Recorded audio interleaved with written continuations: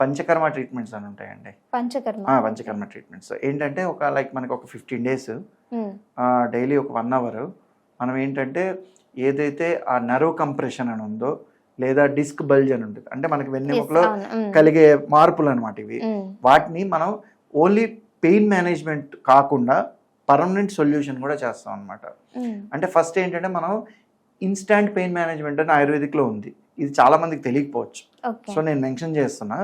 So మనకేంటంటే instant pain, మనకు pain 15 minutesలో relieve చేస్తాం. ఇన్స్టాంట్ పెయిన్ తగ్గించి ఆ తర్వాత ఆ ప్రాబ్లమ్ సాల్వ్ చేయడానికి ఒక 14 days to 15 days మనకి రెగ్యులర్గా పంచకర్మ ప్రొసీజర్స్ అనేది చేసి మిమ్మల్ని కంప్లీట్ హెల్దీ బాడీ, అంటే సపోజ్ మీరు చిన్నపిల్లల బాడీ అంత యాక్టివ్గా హెల్దీగా ఉంటుంది చూడండి, ఫ్రెష్గా, అవును చాలా అంత ఫ్రెష్గా మీ స్పైన్ని మీ బాడీని చేసి పంపిస్తాం అనమాట.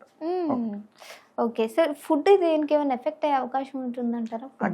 డెఫినెట్గా అండి. ఎందుకంటే ఇప్పుడు నేను చాలా మందిలో డీజనరేషన్ కూడా చూస్తున్నాను. అంటే ఏంటి, అరుగుదల అనమాట. వెన్నెముక్కి 30 ఏళ్లలో అరుగుదల వస్తే అంత కష్టం చెప్పండి. అది ఎందుకు వస్తుందంటే న్యూట్రిషన్ లేకపోవడం వల్ల. ప్రాపర్గా ఒకటి ఫ్యాక్టర్స్ ఉన్నాయి, ఏది నేను చెప్పినట్టు వెయిట్ లిఫ్టింగ్లు కానీ ఇవన్నీ.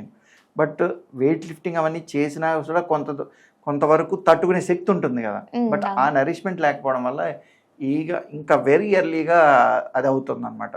సో ఫుడ్ అనేది కూడా మంచి న్యూట్రిషియస్ అనేది తీసుకోవాలి.